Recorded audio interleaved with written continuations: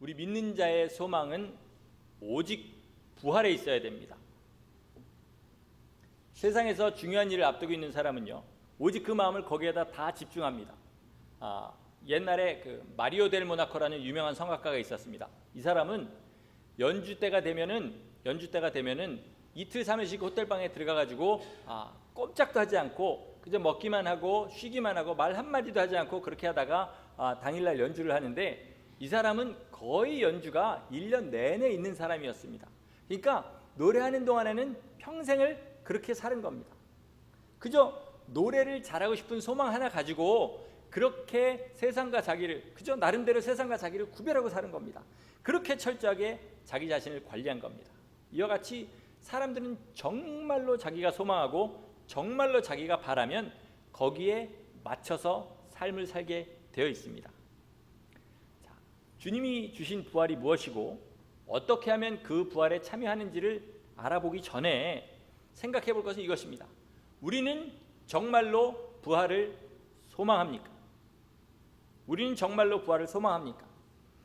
부활을 소망한다는 것은요, 이 세상에서 먹는 것도 좋아하고 친구들과 노는 것도 좋아하고 음악 감상도 좋아하고 운동도 좋아하고 그리고 나 부활도 소망합니다, 이런 것이 아닙니다.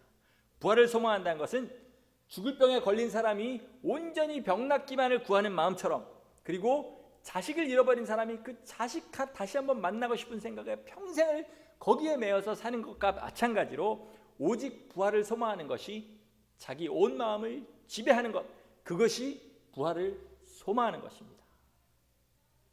그런데 아무리 우리가 부활을 소망한다 할지라도 부활이라는 것이 없다거나 또는 그 부활에 참여하는 조건이 사람으로서는 도저히 할 수 없는 일이다, 그러면 누구도 부활에 참여할 수가 없습니다.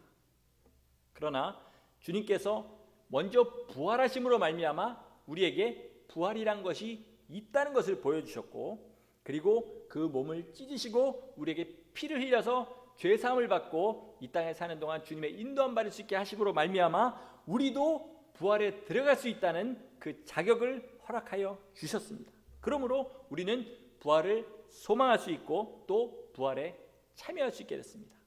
이것이 주님이 우리에게 베풀어 주신 은혜입니다. 은혜입니다. 거저 값없이 베풀어 주셨기 때문에 우리에게는 정말로 주님께서 그것을 주시지 않았다면 우리의 삶을 억만 번을 주님 앞에 그 생명을 드린다 할지라도 아무도 부활에 참여할 수가 없습니다. 여러분, 만약에 어떤 아프리카 오지에서 죽어간 사람이 있는데 제가 그 소문을 듣고 여기서 음식을 준비해 가지고 비행기를 타고 헬리콥터를 타고 또 산을 넘고 물을 건너서 그 사람한테 음식을 줬다고 해보겠습니다. 먹고 나서 그 사람이 하는 말이, 내 손으로 떠가지고 내 입에 집어넣어서 내 위장이 소화를 시켜서 이 음식으로 말미암아 내가 살았으니까 내가 산 것은 당신의 공로가 아니고 내 공로입니다, 이렇게 얘기한다고 사람들이 그것을 인정할 사람이 어디 있겠습니까? 그러므로 주님께서 우리에게 주신 것이 온전히 우리로서는 도저히 할 수 없고 전혀 아무런 가망성이 없는 일을 오직 주님께서 홀로 그 십자가의 고난을 당하심으로 그리고 죽고 부활하심으로 말미암아 우리에게 그 길을 열어주셨다, 이것을 정말 은혜라고 믿는다면 우리에게 부활에 합당한 삶을 살아간다는 것은 주님께서 우리에게 주신 부활을 온전히 소망하면서 나의 삶의 모든 초점이 거기에 맞춰져 있는 것이 주님의 은혜에 합당한 삶을 사는 것입니다. 그럼 우리 부활이란 것이 정확하게 어떤 뜻인지, 어떤 의미가 있는지 우리 좀 잘 살펴보도록 하겠습니다. 사전적인 의미, 부활의 사전적인 의미는 뭡니까? 죽은 사람이 다시 살아나는 겁니다. 죽은 사람이 다시 살아나는 겁니다. 그래서 세상에서도 부활이란 말을 많이 씁니다. 성경에서 이 부활의 상태를 말씀하시는 그런 내용들이 몇 군데 있습니다.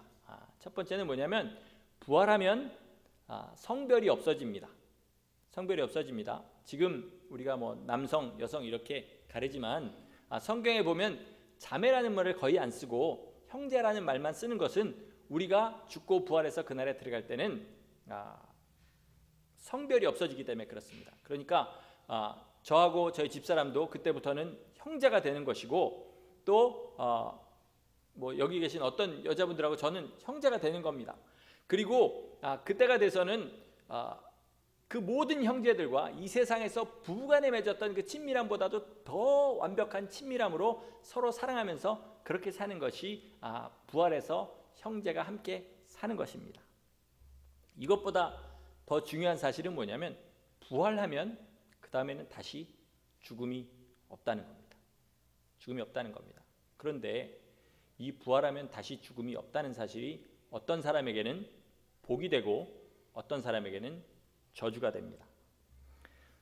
요즘은 소위 한국 사람 잘 쓰는 대로 오글거린다는 표현을 써가지고 이런 대사들을 잘 들어보기 힘든데, 예전에 영화를 보거나 드라마를 보면 이런 대사 참 많이 있었습니다.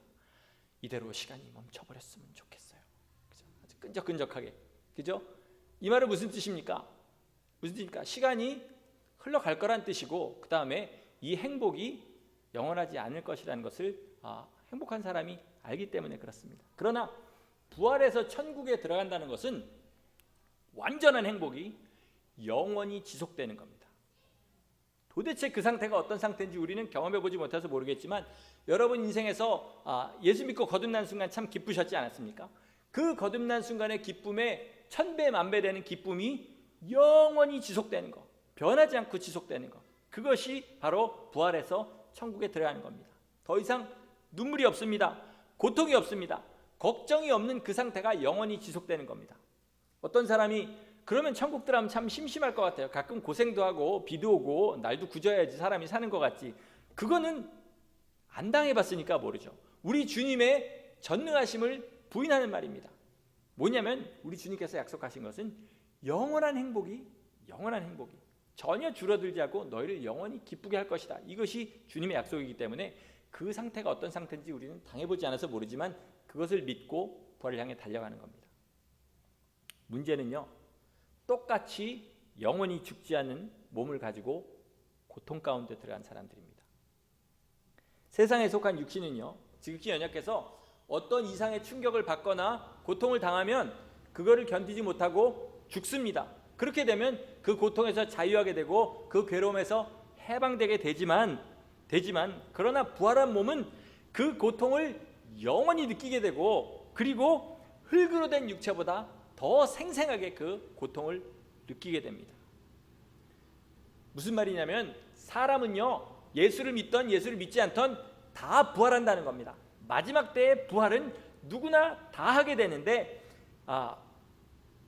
문제는 뭐냐면 어떻게 하면 고통의 부활, 멸망의 부활에 들어가지 않고 영원한 생명의 부활에 들어가냐, 이것이 그리스도께서 우리를 위하여 행하신 일이라는 것을 알아야 된다는 겁니다. 요한복음 5장에서요, 예수께서는 이것을 이렇게 얘기하십니다. 선한 일을 행한 자는 생명의 부활로, 악한 일을 행한 자는 심판의 부활로 나으리라, 이렇게 말씀하십니다. 같은 예수께서 다른 곳에서는 뭐라고 얘기하시냐면, 어찌하여 내게서 선한 것을 찾느냐, 선한 이는 오직 하나님 한 분뿐이시니라, 이렇게 말씀하셨습니다. 그러니까 선한 일을 행했다는 것은 뭐냐면 하나님께 속한 일을 행한다는 겁니다. 우리 이 땅에서 착한 일을 행한 거 말고 하나님께서 기뻐하시는 일, 이 세상에서 가장 선하게 사신 분이 누굽니까? 우리 주 예수 그리스도신데, 그분이 하신 일이 뭐냐면 자기의 몸을 찢어서 사람들에게 생명을 주신 일을 하신 겁니다. 마찬가지로 우리도 선한 일을 했다는 것은 우리에게 가진 모든 것을 사용하여서 사람들에게 생명을 전하는 일을 해서 주님께서 기뻐하시는 그 일을 행하다가 주님 앞에 선 자는 생명의 부활로 들어가고, 악한 일을 행한 자, 주님이 우리에게 생명을 베풀어 주셨음에도 불구하고 그 생명 베풀어 주신 것을 무시하고 주님 뜻대로 살지 않고, 그리고 사람들에게 그 생명을 받고도 전하지 않고 그러다가 자기 욕심대로 그렇게 산 자는 주님 앞에 섰을 때 심판을 받게 된다, 이 말씀을 하시는 겁니다. 여러분, 마지막 때에 일어날 일들에 대해서 관심이 참 사람들이 많으십니다. 그래서 보니까 그런 거 이렇게 전하러 다니시는 분들 집회에 보니까 미국에서 하면 막 다른 주에서들까지 오십니다. 저도 오늘 다른 주에서 오신 분들이 계신데, 그러나 하여튼 그런 분들은 막 어디서 비행기 타고 3시간 4시간 와가지고 그 마지막 때에 일어날 일들을 그렇게 듣고 싶어 합니다. 저도 지금부터 마지막 때 일어날 일을 잠시 설명을 드리겠지만, 설명을 드리기에 앞서서 분명히 말씀드린 건 뭐냐면, 영생은요 아주 단순하고 누구든지 이해할 수 있는 말씀을 생명 다해서 순종한 사람들이 들어가는 겁니다. 무슨 말씀인지 아시겠습니까? 우리가 마지막 때 어떤 일이 일어날 줄을 안다고 해서 그때 그 일이 생겼을 때 그걸 이길 힘이 생기는 게 아닙니다. 이 땅에 있는 동안에 우리가 마지막 때에 일어날 일을 모른다 할지라도 오직 주님께서 주신 그 단순한 명령들 몇 가지를 죽을 힘을 다해서 순종하고 주님 뜻대로 산 사람이 그 마지막 때에 그런 고난이 닥쳤다 할지라도 그것을 이기게 된다는 겁니다. 여러분, 마지막 때에 예를 닥칠 일이 우리가 다 알아가지고 그것을 요리조리 피해 다녔다고 해보겠습니다. 그러면 주님께서는 고난당한 사람을 하여금 심판의 영광을, 그 주님 앞에 영광을 같이 받겠다 하셨는데, 그럼 그걸 요리조리 피해 다녀서 그 심판을 피하면, 그 고난을 피하면, 그러면 어차피 주님 앞에 설 때는 죽은 자나 뭐가 다르겠습니까? 그러나 이 땅에 사는 동안에 힘을 다해서 주님의 말씀을 행한 자들은 주님 앞에 설 때에도 영광스러울 뿐만 아니라 그런 고난이 닥친다 할지라도 분명히 생명의 길을 택하게 되어 있습니다.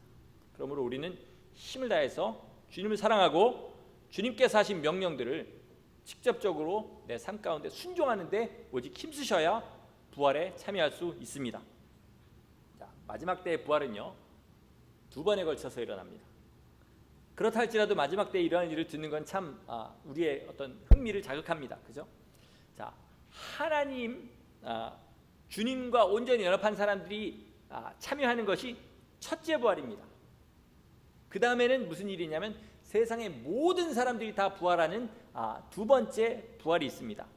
우리가 오늘 168장 하나님의 나팔소리, 그걸 얘기할 때 보통 알고 있는 재림 나팔소리가 들리고 또 내 이름이 들리고 호련히 변화해서 주님 앞에 들림을 받게 되는 부활, 우리 휴거라고 그러죠.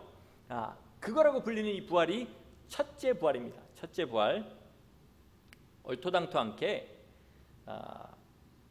주님 뜻대로 살지도 않는 사람들이 그저 교회만 나온다고 자기 이름이 마지막 때에 불려서 첫째 부활에 참여할 거다, 이런 생각을 가지신 분들이 참 많습니다. 그러나 이 첫째 부활은요, 첫째 부활은 오직 주님 뜻대로 살고 주님을 사랑하는데 자기의 전 삶을 다 내놓은 사람이 참여하는 부활입니다. 하는 부활입니다. 계시록 20장에 보면요, 이렇게 얘기합니다. 예수 그리스도와 하나님의 말씀을 위하여 목배임을 받은 자들의 영혼과 짐승과 그의 우상에게 경배하지 않고 이마와 손에 그 표를 받지 아니한 사람들이 살아서 그리스도와 더불어 1000년 동안 왕노릇하리니 이는 첫째 부활이라, 이렇게 말씀하십니다. 예수 그리스도 때문에 또 하나님의 말씀을 지키기 위해 살다가 목배임을 받은 사람들, 다시 말해서 그 삶을 완전히 내놓은 사람들이 주님 다시 오시는 그날에 그 나팔소리를 듣게 되고 부활에 참여합니다.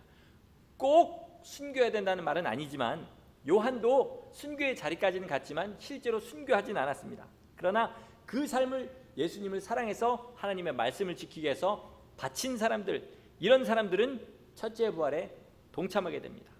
그런데 이런 삶은커녕 세상 사람들과 똑같이 욕심부리고 똑같이 미워하고 십자가 지는 거 피하고 죄인 줄 알면서도 싸워보지도 않고 계속 행하고, 이런 사람들이 재림 나팔소리를 듣기를 원하고 자기 이름이 그 가운데 불리기를 원합니다. 그런 사람들을 위해서 주님께서 여러 곳에서 말씀하셨습니다. 나더러 주여 주여 하는 자가 천국에 들어갈 것이 아니라 오직 하늘에 계신 내 아버지 뜻대로 행하는 자라야 천국에 들어갈 것이니라. 내게 속한 자들 중에 지극히 작은 자에게 한 것이 곧 나에게 한 것이라, 이렇게 말씀하셨습니다. 사실 이거는요, 첫째 부활에 관한 말씀도 아닙니다. 둘째 부활에 대해서 세상에 존재했던 모든 사람들이 다 부활해서 주님 앞에 그 행한 대로 심판을 받아서 영생과 영멸로 들어가는 그것을 말씀하시는 겁니다. 그런데 그 둘째 부활에도 합당하지 않게 살아가는 사람들이 그렇게 살면서 언감생신 첫째 부활에 참여할 것을 바란다. 우리 주님께서 그것을 볼 때 참 기가 막히게 하신다는 겁니다. 여러분, 저는 성경에 있는 말을 그대로 전해서 여러분의 삶과 성경을 비교해서 거기에 맞지 않는 삶들을 고치라고 말씀을 드리는 겁니다. 여러분의 길을 죽이려는 것도 아니고 실망을 시키려는 것도 아니고 오직 성경에 이렇게 돼 있으니까 성경대로 사셔야 주님께서 주신 첫째 부활과 그리고 영생의 부활에 동참한다는 말씀을 드리는 겁니다. 제가요, 지금부터 생각하는 곤란한 순간이 몇 가지 있는데 그 중에 하나가 뭐냐면 장례 예식을 집행하는 겁니다. 요즘 그 장례 예배 대신에 잘 사용하는 말이 있는데 교회에서 뭔지 혹시 아십니까? 천국 환송 예배란 말씀입니다. 누구 맘대로 천국에 환송합니까? 교회만 나오면 천국 다 갑니까? 주님께서 받아주시지 않는 사람을 우리가 천국으로 환송한다고 천국에 들어갑니까? 절대 그렇지 않습니다. 여러분, 그저 교회에 다니다가 교회에서 열심히 신앙생활 하다가 신앙생활이라는 것이 그저 교회 생활하다가 죽었다는 이유로 천국에 갈 것 같으면 얼마나 좋겠습니까마는 제가 곤란하다고 생각하는 게 이겁니다. 예수 그리스도를 위해서 그 삶을 바친 것도 보지 못했고, 주님의 말씀을 알고 순종하며 사는 것도 보지 못했고, 주님을 사랑하듯이 남을 사랑하는 것도 보지 못한 교인이 죽었을 때 제가 그저 그 교인의 목사라는 이유만으로 이분은 천국에 가셨습니다, 하나님 품에 안 계셨습니다, 이렇게 말하는 것은 거짓말이라는 거죠. 그렇지 않습니까? 그렇지 않습니까?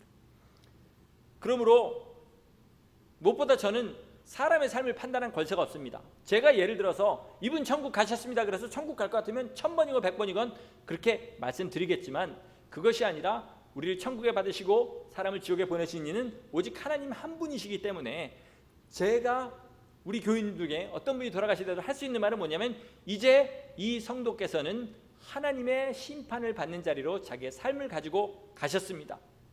우리도 이제 주님 앞에 설 날이 있으니 주님 말씀대로 살아서 주님 앞에 가서 당황하지 않도록, 주님 앞에 가서 절망하지 않도록 그렇게 삽시다라고 말씀드릴 수밖에 없습니다. 그러니까 여러분, 저는 그렇게 얘기해서 거기 오신 분 중에 불신자들에게 복음을 전할 기회를 그렇게 삼을 겁니다. 그러니까 서운해하지 마시고 여러분, 천국은 우리가 산 대로 주님께서 받으시는 것이지 우리 마음대로 천국 환송 예배, 목사가 이 사람 천국 갔습니다 그런다고 가는 거 아니니까, 여러분 진리만을 그렇게 붙들고 사시다가 꼭 다 천국에 가서 우리 거기서 만나요. 예?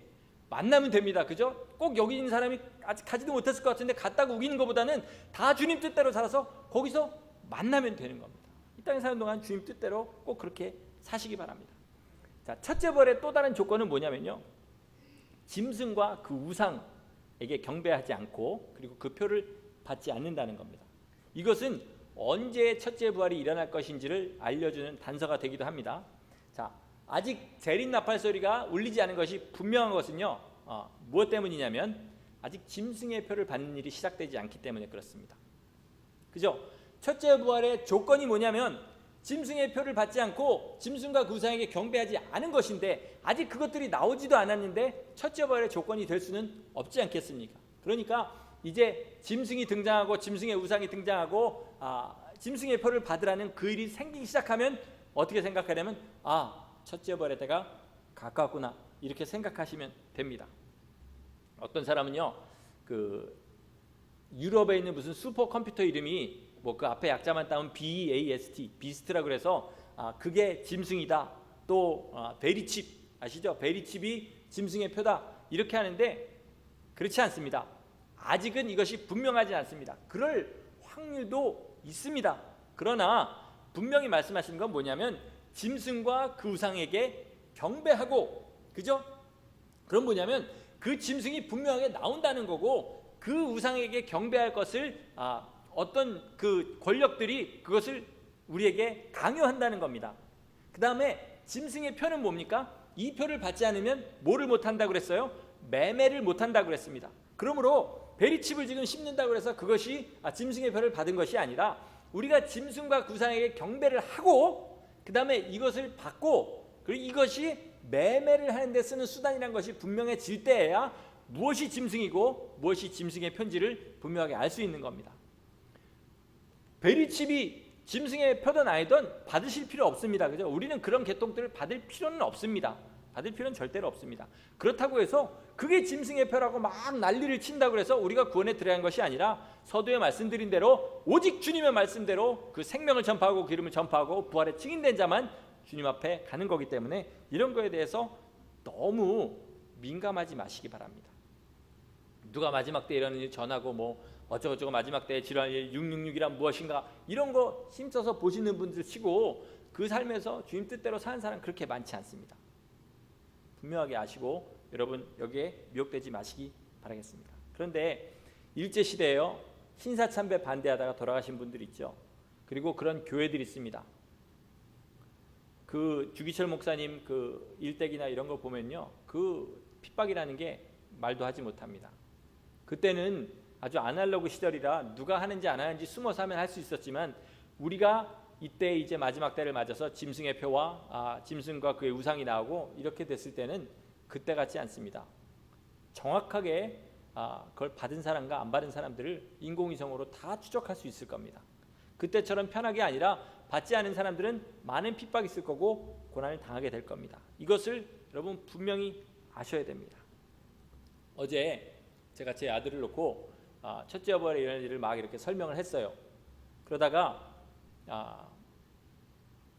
그 암이라는 것이, 제가 요즘 암에 대해서 이렇게 좀 많이 찾아볼 그때가 되지 않습니까? 저희 어머니가 갑작스럽게 진단을 받으셔서 암이란 것을 이렇게 보니까 마지막 때에 그냥 저희 아들은 그냥 이렇게 누워있다가 죽는 건 줄 알았대요. 근데 암이라는 것이 애 낳는 고통을 7이라 할 때 마지막 그 암으로 죽는 고통이 8, 9가 된다 그럽니다. 10에 가까이. 그러니까 애 낳는 것보다 더 아픈 것이 암의 고통인데, 어차피 지금 있잖아요, 3사람에 1사람은 암으로 죽는다 그럽니다.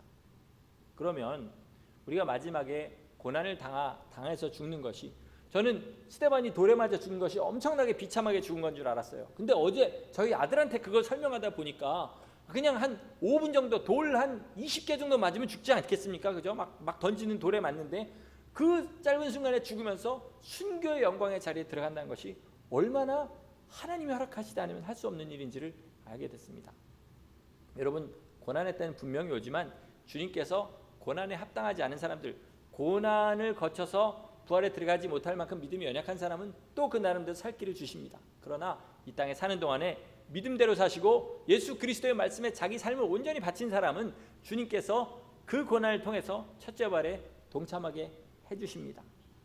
아멘 하시기가 참 어려우시겠지만 여러분, 주님의 고난을 사모하셔야 주님의 부활에 들어갑니다. 자, 그 다음에 이제 둘째 사망이 나옵니다.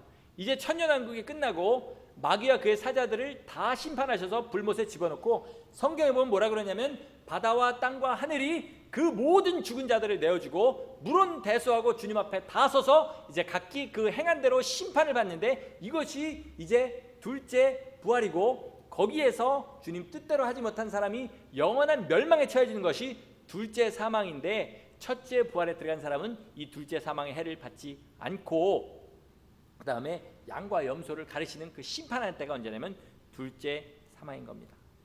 여러분, 저는 천국의 기쁨을 경험해보지 못했고 지옥의 고통도 경험해보지 못했습니다. 그래서 여러분한테 잘 설명해드릴 방법은 없지만, 그러나 이 땅에 살면서 왜 지옥 같은 고통스러운 삶이라고 그런 한 삶들이 있죠. 그것도 지옥에다 대면 천국입니다. 천국입니다. 한국 속담 중에 그것을 바탕해주는 말이 있습니다. 말이 뭐냐면 개똥밭에 굴러도 이승이 낫다는 얘기입니다. 왜요? 그 당시에 죽는 사람들은 어디 갑니까? 심판에 들어갈 수가 쉽지 않습니까? 그러니까 차라리 개똥밭에서 똥냄새 맡으면서 굽는 게 지옥 가는 것보다 100배 낫다는 겁니다. 물론 속담이 진리는 아닙니다. 그러나 그 정도로 지옥이라는 것은 고통스러운 것이고 전혀 심판에 아니 어떤 다시 다리를 고칠 수 있는 기회가 없는 것이 지옥입니다. 주님께서요, 나사로가 죽었을 때 마르다에게 이렇게 물어보십니다. 나는 부활이요 생명이니 나를 믿는 자는 죽어도 살겠고 살아서 믿는 자는 영원히 죽지 아니하리라. 내가 이것을 믿느냐 그랬더니 마르다가 믿는다고 그랬습니다. 근데 실제로 그녀가 믿었냐면 그렇지 않죠. 주님께서 물어보신 것은 뭐냐면요, 내가 나의 고난에 연합하면 나의 생명의 부활에 연합할 것을 믿느냐, 이렇게 물어보신 겁니다. 이 시대에 예수 그리스도를 믿는다고 우리 입술로 고백하는 것은 너무나 쉬운 일입니다. 그걸 갖고 손가락질하는 사람들 별로 없어요. 그리고 세상도 즐기고 천국도 가고 싶은 욕심에 자기 자신을 믿음 있다고 최면을 걸어버린 사람들이 참 많습니다. 그러나 정말 예수 그리스도를 믿고요, 부활을 소망하는 사람에게는 적어도 이런 표가 나타나는데, 그것은 뭐냐면 세상에 대한 욕심이 없어지게 됩니다. 이익과 손해에 대한 그런 의식이 흐려지게 되고요, 더 가지려고 애쓰지 않고 다른 사람들 눈에 절대로 탐욕스럽게 보이지 않고 그리고 내가 손해보는 것이 오히려 이익이라는 것을 알고 그렇게 살아가게 됩니다. 만약 사람의 눈에 보기에도요 탐욕스러워 보이고 그리고 어떻게 하면 더 가질까, 어떻게 하면 손해보지 않을까, 이것을 생각하면서 나는 부활을 바라본다 이렇게 생각하신다면 앞뒤가 전혀 안 맞는 것으로, 여러분 그러면 나는 첫째 부활에 동참하지 못하는구나 이렇게 생각하시는 것이 100%입니다. 99.9%도 아닙니다. 100%입니다. 물질에 욕심이 있고 물질을 위해서 살면서 난 부활에 들어가겠다. 100% 첫째 부활에 들어가지 못합니다. 둘째, 자기의 삶을 주님의 말씀과 비교해보게 됩니다.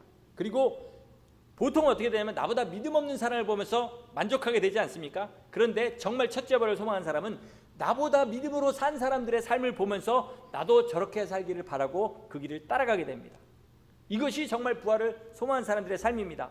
여러분 정말로 멋있어지고자 하는 사람, 나 이뻐지고자 하는 사람들은 화장품 혹시 더 좋은 거 없나? 더 좋은 무슨 핸드백이나 뭐 이런 거 없나? 이런 거 찾아 헤매지 않습니까? 마찬가지로 정말로 생명의 부활 첫째 부활에 들어가기를 원하는 사람들은 어떻게 하면 내가 더 주님과 연합할 수 있을까? 이것을 찾게 되지, 나보다 믿음 없는 사람들 보면서 그리고 세상의 그런 악한 사람들 보면서 난 믿음 좋아 이러면 천국 갈 거야 이렇게 생각하지 않는다는 겁니다.